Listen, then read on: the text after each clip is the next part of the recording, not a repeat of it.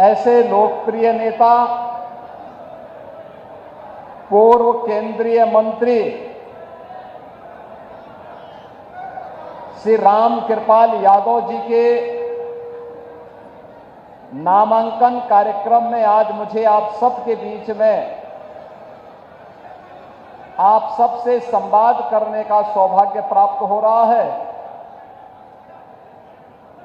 इस अवसर पर मंच पर उपस्थित भारतीय जनता पार्टी के बहुत वरिष्ठ नेता, पूर्व राज्यपाल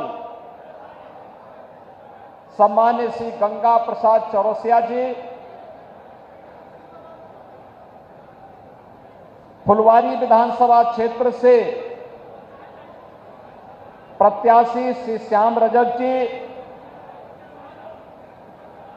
बिहार सरकार के मंत्री श्री जनक राम जी, राजस्थान के वरिष्ठ नेता सम्मान्य श्री राजेंद्र सिंह राठौर जी, दिल्ली विधानसभा के माननीय सदस्य श्री अनिल शर्मा जी, विधान परिषद सदस्य श्रीमती अनामिका सिंह पटेल जी, पूर्व विधायक ससीम गोयल जी, भारतीय जनता पार्टी पटना ग्रामीण के जिलाध्यक्ष श्री रजनीश कुमार जी, लोजपा के जिलाध्यक्ष श्री चंदन यादव जी, जदयू के जिलाध्यक्ष श्री आसिफ आलम जी, आरएलएम के जिलाध्यक्ष श्री राजेंद्र कुशवाहा जी, विधानसभा के प्रभारी श्री श्रीराम शर्मा जी, महामंत्री पवन तिवारी जी और इस कार्यक्रम का संचालन कर रहे श्री अतुल कुमार जी, आज के इस नामांकन कार्यक्रम में उपस्थित हजारों की संख्या में दानापुर विधानसभा क्षेत्र से जुड़े हुए एनडीए के हमारे सभी पदाधिकारी, कार्यकर्ता, बहनों और भाइयों, मैं सबसे पहले बिहार की इस पावन धरा को, जिस पावन भूमि को मां जानकी की पावन भूमि के रूप में, भगवान बुद्ध की ज्ञान भूमि के रूप में, भगवान महावीर की जन्मभूमि के रूप में, लोकतंत्र की जननी के रूप में जाना जाता है, इस पावन धरा को कोटि कोटि नमन करते हुए आप सभी का मैं हृदय से अभिनंदन करता हूं। बहनों और भाइयों, ये मेरे लिए अत्यंत सौभाग्य का विषय है कि दीपावली और छठ महापर्व के पूर्व मुझे अपने पुराने साथी श्री राम कृपाल यादव जी के नामांकन कार्यक्रम में भाग लेकर के दानापुर में आने का अवसर प्राप्त हुआ, क्योंकि दानापुर इसकी अपनी महत्ता है। आप भारत के महान गणतज्ञ और जिनके नाम पर भारत ने अपना उपग्रह छोड़ा था, ऐसे आर्यभट्ट का नाम जानते होंगे। ये दानापुर उनकी जन्मभूमि भी है।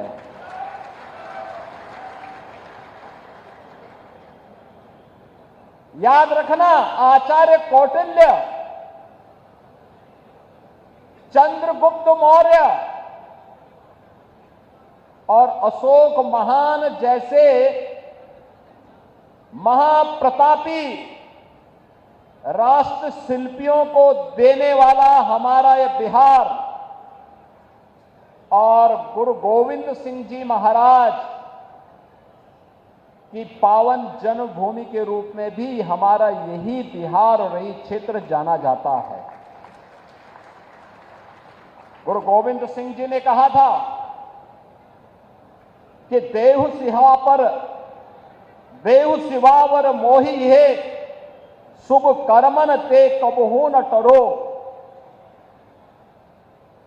यानी गुरु गोविंद सिंह जी का यह अमर वाक्य आज भी हर भारतीय को एक नई प्रेरणा प्रदान करते हैं और ये यहां की धरती इस बात की गवाह है कि गुरु गोविंद सिंह जी महाराज जब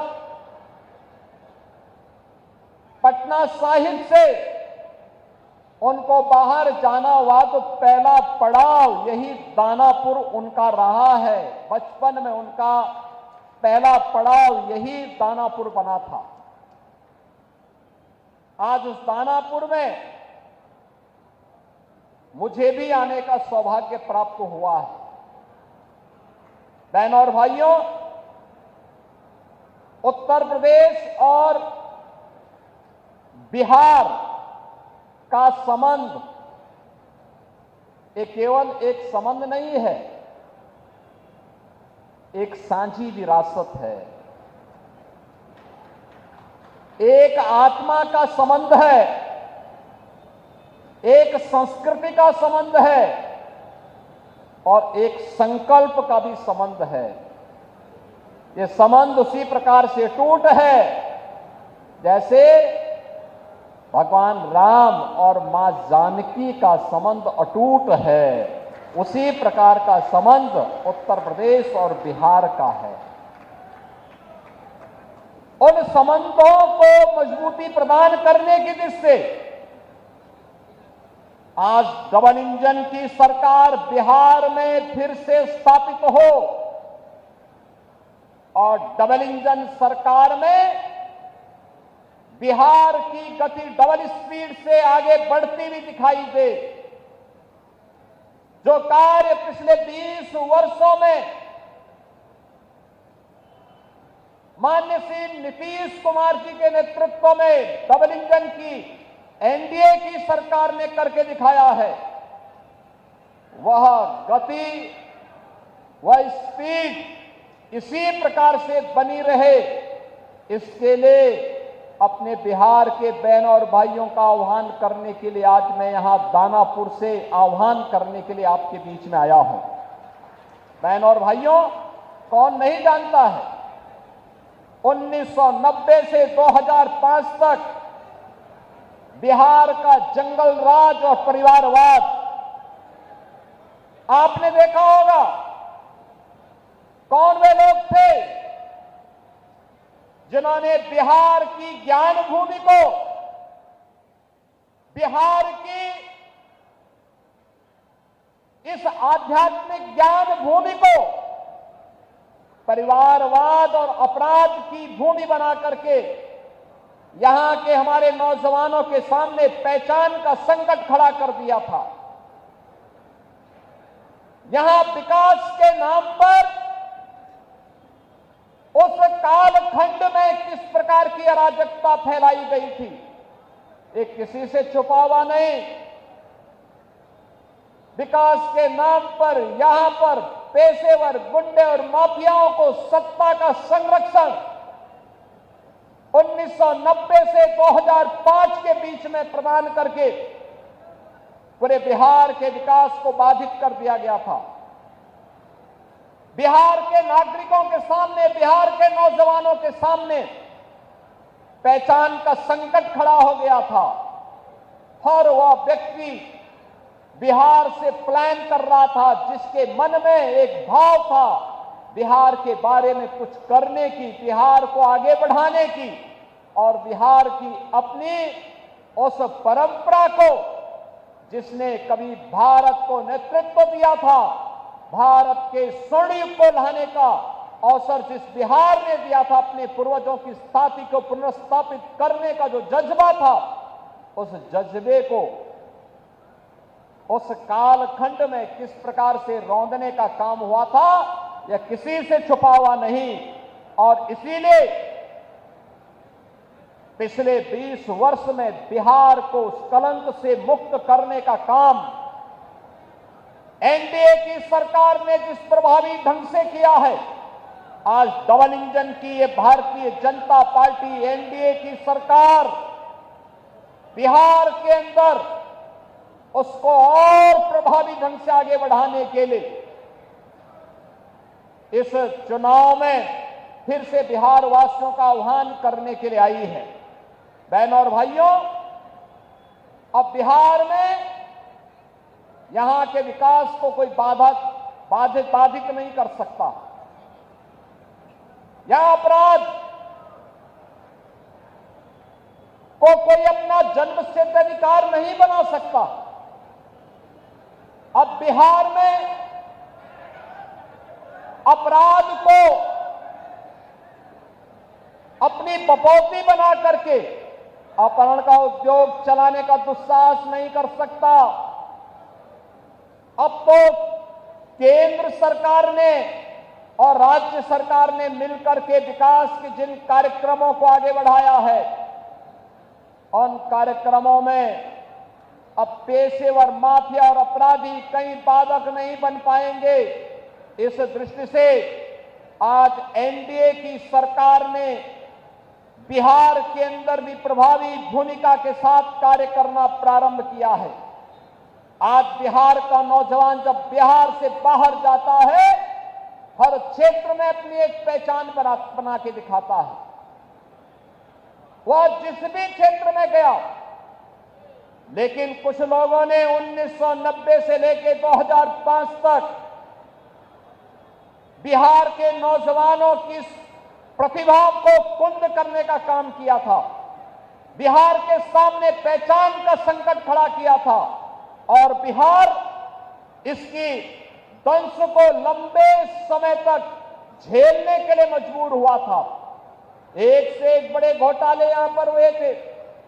जो पैसा यहां के विकास में खर्च होता, नौजवानों के रोजगार पे खर्च होता, बाढ़ जैसी समस्याओं का समाधान करने के लिए, दियरा के ब्रिजेज के निर्माण के लिए, अमृत योजना में जनता को नगरीय क्षेत्र में बुनियादी सुविधा देने के लिए, हर घर नल के माध्यम से शुद्ध पेयजल की आपूर्ति करने में खर्च होता, वह पैसा यहां पर चारा घोटाले जैसे महा घोटालों में खर्च होकर के बिहार के नागरिकों के सामने पहचान के संकट को खड़ा कर दिया गया था।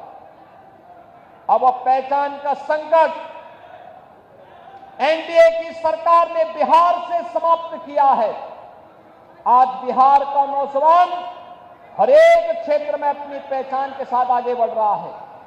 आज बिहार में आधुनिक इंफ्रास्ट्रक्चर दिखाई दे रहा है। अब बिहार में विकास की इस दौड़ में बिहार की इस नई प्रतिस्पर्धा को बाधित करने के लिए फिर से आरजेडी और कांग्रेस में और उनके सहयोगी दलों में, इंडी गठबंधन में फिर से एक उन्होंने शरारत शुरू की है। और वह शरारत शुरू की है विकास बनाम बुरके का। जब भी बिहार विकास के बारे में चर्चा कर रहा है, जब बिहार के नौजवानों के मुंह पे विकास की चर्चा है, जब विकास की प्रतिभा को लेकर के बिहार का नौजवान आगे बढ़ना चाहता है, तब यहां पर बुरके को लेकर के कांग्रेस ने, आरजेडी ने नई बहस को आगे बढ़ाने का कुत्सित प्रयास किया है। आप मुझे बताइए, क्या इनको फर्जी पोलिंग करने का अधिकार दिया जाना चाहिए? क्या यहां पर विदेशी घुसपैठियों को आकर के बिहार के गरीबों का, बिहार के दलितों का, बिहार के नागरिकों के अधिकार पर क्या उन्हें डकैती डालने की छूट देनी चाहिए? बहनों और भाइयों, आरजेडी और कांग्रेस फर्जी पोलिंग करवाने की इस अपनी कुत्सित चेष्टा को और जो एक पारदर्शी और स्वच्छ चुनाव प्रक्रिया के तहत हर मतदाता को अपनी पहचान देनी है और पहचान पत्र दिखा करके ही वह मतदान में भागीदार बन सकता है।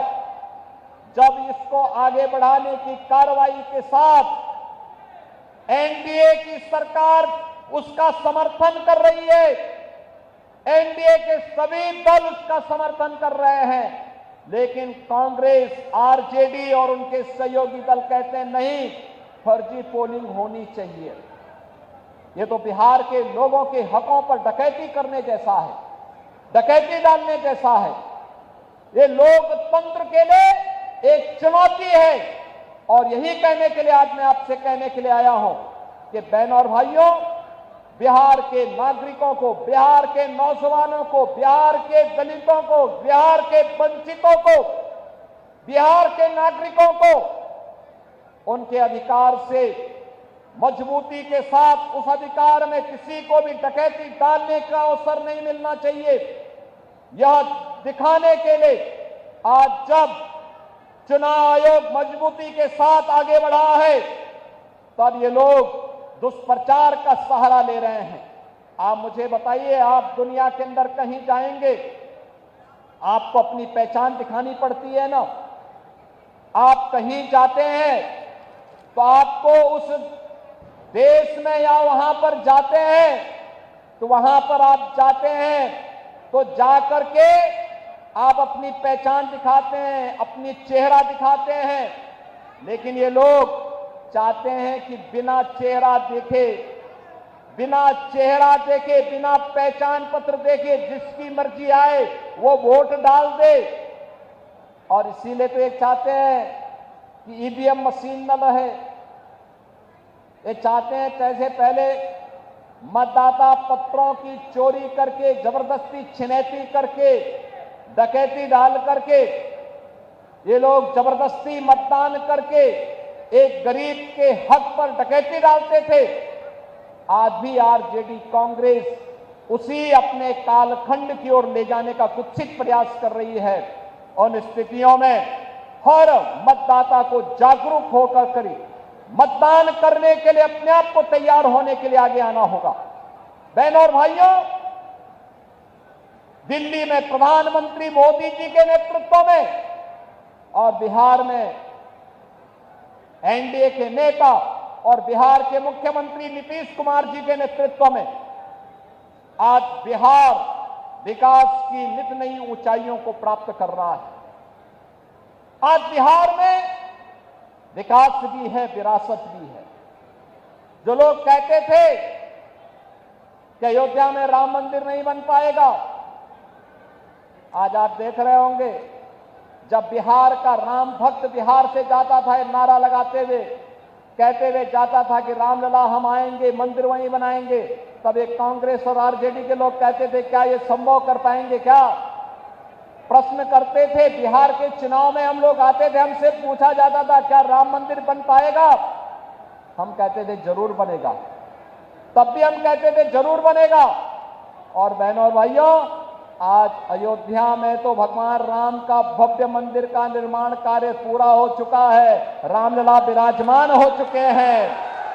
लेकिन अब बिहार में भी मां जानकी का मंदिर बन रहा है। लगभग 900 करोड़ रुपए की लागत से बिहार में भी वह कार्य प्रारंभ हो गया है। यही है विरासत, यही है विरासत, यही है हमारी विरासत। हम राम, भगवान राम और मां जानकी की इस परंपरा पर भी गौरव की अनुभूति करते हैं। हमें चंद्रगुप्त मौर्य, भगवान बुद्ध और चाणक्य की परंपरा पर भी गौरव की अनुभूति होती है। यह बिहार की वो भूमि है जब कांग्रेस ने लोकतंत्र के गले को घोटने का काम किया था, तब यही बिहार उठ खड़ा हुआ था। यहां का नौजवान खड़ा हो गया था। सरदेव जयप्रकाश जी के नेतृत्व में यही पटना में उन्होंने हुंकार भरी थी और कहा था कि देश के लोकतंत्र का गला घोंटने का अधिकार किसी को भी नहीं देंगे। लेकिन आज जो कांग्रेस लोकतंत्र का गला घोंटने का काम की थी, उसी कांग्रेस की झोली में आरजेडी ने अपने को गिरवी करके रख दिया है। ये जेपी के सपनों पर पानी फेरने का काम ये लोग कर रहे हैं। अपने लूट को बचाने के लिए, अपने भ्रष्टाचार पर पर्दा डालने के लिए ये लोग कांग्रेस की झोली में जाने का काम किए हैं। बहनों और भाइयों, हम सबको बिहार, जिसने दुनिया को लोकतंत्र का पाठ पढ़ाया था, वैशाली का गणतंत्र उसका उदाहरण है। दुनिया के अंदर ज्ञान भूमि के रूप में महात्मा बुद्ध को इसी बिहार की धरती में, गया में ज्ञान प्राप्त हुआ है। दुनिया का प्राचीनतम विश्वविद्यालय नालंदा इसी बिहार की धरती ने दिया है। देश को पहला राष्ट्रपति डॉक्टर राजेंद्र प्रसाद जी के रूप में इसी बिहार की धरती ने दिया है। और वह बिहार आज विकास की जिन ऊंचाइयों को प्राप्त कर रहा है, कांग्रेस और आरजेडी को कतई अच्छा नहीं लगेगा। बहनों और भाइयों, बिहार की इस परंपरा को हम लोगों ने भी अपने यहां मजबूती के साथ जोड़ने का काम किया है। आप याद करिए,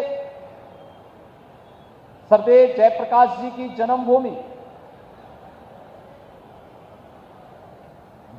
बलिया जनपद में, बिहार और उत्तर प्रदेश के जंक्शन में, हमने वहां पर 1977 में सरदेव जयप्रकाश जी ने उत्तर प्रदेश सरकार को लिखा था कि वहां के चिकित्सालय का नामकरण अगर हो सके तो उनकी धर्मपत्नी के नाम पर करवा देना। लेकिन समाजवादी पार्टी ने उत्तर प्रदेश के अंदर नहीं किया, कांग्रेस ने नहीं किया।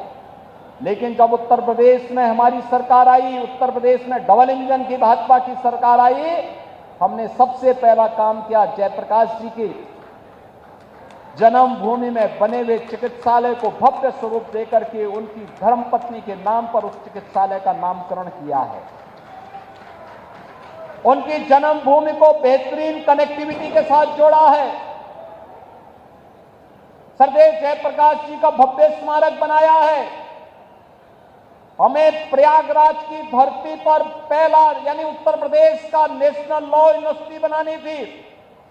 लोगों ने कहा किस नाम से बनेगा? मैंने कहा देश के पहले राष्ट्रपति डॉक्टर राजेंद्र प्रसाद जी के नाम पर बनेगा।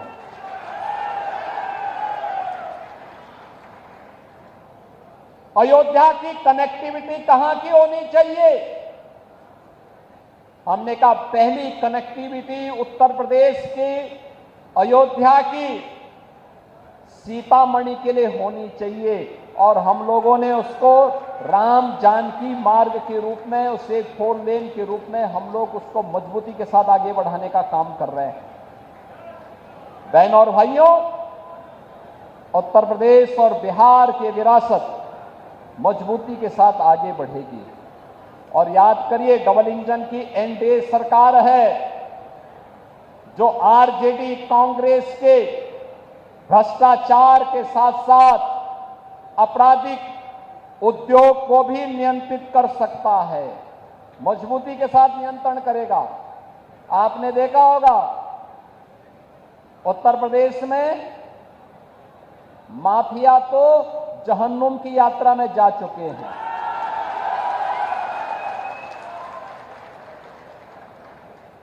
उत्तर प्रदेश में बड़े बड़े जो दुर्दांत अपराधी पहले अपने आप को छाती ठोक करके अपहरण उद्योग में लिप्त थे, आरजेडी के ही पार्टनर वहां पर भी इस अराजकता को फैलाते थे। आज उनकी क्या दुर्गति हो रही है। और हम लोगों ने तो इनकी प्रॉपर्टी को भी जब्त करके गरीबों के लिए आवास बनाने प्रारंभ कर दिए। सबके आवास, हर गरीब को आवास। मोदी जी प्रधानमंत्री आवास दे रहे हैं। देश के अंदर उन्होंने करोड़ों लोगों को आवास दिया, 4 करोड़ लोगों को आवास दे दिया। ये काम कांग्रेस भी तो कर सकती थी। 12 करोड़ गरीबों के घर में शौचालय बना दिए। 10 करोड़ से अधिक गरीबों को उज्ज्वला योजना के कनेक्शन दे दिए। 50 करोड़ गरीबों को आयुष्मान भारत की 5 लाख रुपए की स्वास्थ्य बीमा का प्रतिवर्ष सुविधा उपलब्ध करवाई जा रही है। देश के अंदर 80 करोड़ गरीबों को कोविड कालखंड से लेकर के लगातार 29 तक फ्री में राशन की सुविधा का लाभ दिया जा रहा है। बहनों और भाइयों, ये काम कांग्रेस भी कर सकती थी, लेकिन गरीब कल्याण न कांग्रेस के एजेंडे में था, न आरजेडी के एजेंडे में। इनके एजेंडे में तो परिवार कल्याण था, स्वयं का परिवार का कल्याण हो। इनके एजेंडे में कांग्रेस का भी परिवार का कल्याण था और आरजेडी के भी एजेंडे में वही परिवार कल्याण था। एनडीए ने पूरे भारत को और बिहार के अंदर पूरे बिहार को ही अपना परिवार मान करके बिना भेदभाव की योजनाओं का लाभ दिया। और इसीलिए जब प्रधानमंत्री मोदी जी दिल्ली से बड़े बड़े इंफ्रास्ट्रक्चर दे रहे हैं, आज बिहार की पहचान बन रही है। बिहार में नए नए विश्वविद्यालय बन रहे हैं। बिहार में मेट्रो जैसी आधुनिक पब्लिक ट्रांसपोर्ट की सुविधा प्राप्त हो रही है। इनलैंड वाटरवे की सुविधा आ रही है। नए एयरपोर्ट बन रहे हैं। नौजवानों के लिए नौकरी और रोजगार की नई नई संभावनाएं आगे बढ़ रही हैं। और इन स्थितियों में विकास की आभा समाप्त नहीं होने देनी है। दीपावली में जैसे हर घर में एक जगमगाहट होती है, छठ के पर्व में एक महा उत्सव जैसा माहौल होता है, ऐसे लोकतंत्र की धरती पर लोकतंत्र का कमल इसी प्रकार से खिलता हुआ दिखना चाहिए कि एक तरफ बिहार विकास करेगा और दूसरी तरफ एनडीए की सरकार मजबूती के साथ यहां के गांव के लिए, गरीब के लिए, किसान के लिए, नौजवान के लिए, महिलाओं के लिए और समाज के प्रत्येक तबके के उत्थान के लिए इन कार्यक्रमों को मजबूती के साथ आगे बढ़ाती रहेगी। इस विश्वास के साथ आज मैं आप सबके साथ आया हूं जुड़ने के लिए। चुनाव के दौरान बहुत यहां पर आने का अवसर प्राप्त होगा, लेकिन मैं आप सबको इस बात के लिए आह्वान करने के लिए आया हूं। ये बिहार में चुनाव प्रचार की शुरुआत है और ये मुझे अच्छा लगा कि मुझे अपने पुराने साथी श्री रामकृपाल यादव जी के ही नामांकन में पहले कार्यक्रम में भाग लेने का अवसर प्राप्त हुआ है। हम लोग संसद में काफी पुराने रहे हैं, एक साथ काम करते रहे और मजबूती के साथ बिहार की आवाज को मजबूती प्रदान करते रहे हैं। हमें बिहार में फिर से उस राम राज्य के उदाहरणा को चरितार्थ करना है, जिसको लेकर के यहां स्वर्ण यानी देश का स्वर्ण युग यही बिहार ने प्रदान किया था। बिहार ने आज से 2000 वर्ष पहले हम फिर से बिहार को वहां लेकर के जाएंगे और इसके लिए एनडीए सरकार आवश्यक है। एनडीए के हर प्रत्याशी को विजयी बना करके भेजिए, रामकृपाल यादव जी को भारी बहुमत से विजयी बना करके भेजिए। और बहनों और भाइयों, आप ये मान करके चलिए, जो भी आपकी अपेक्षाएं हैं, आकांक्षाएं हैं, दियारा में ब्रिज का हो, चाहे यहां के सिविल लाइन और ड्रेनेज की समस्या और बुनियादी सुविधाओं का, गरीबों के लिए आवास का, ये सभी समस्याओं का समाधान यहां पर भी होगा। ऐसे ही होगा जैसे माफियाओं की जमीन को वापस लेकर के और गरीबों के लिए आवास बन रहे हैं ना उत्तर प्रदेश में, यहां पर भी बनेंगे, चिंता की कोई बात नहीं, अवश्य बनेगा। इन्हीं शब्दों के साथ मैं श्री रामकृपाल यादव जी को जीत की अग्रिम बधाई देता हूं।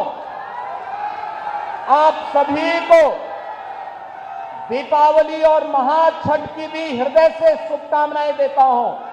छठी माई से यही प्रार्थना है कि आपके घर में, आपके परिवार में वह इसी प्रकार से उत्सव और मंगल का माहौल बनाती रहे। आप सबके जीवन में इसी प्रकार से खुशहाली आती रहे। इस विश्वास के साथ मैं अपनी वाणी को देता हूं विराम। मेरे साथ बोलेंगे जय जय श्री राम।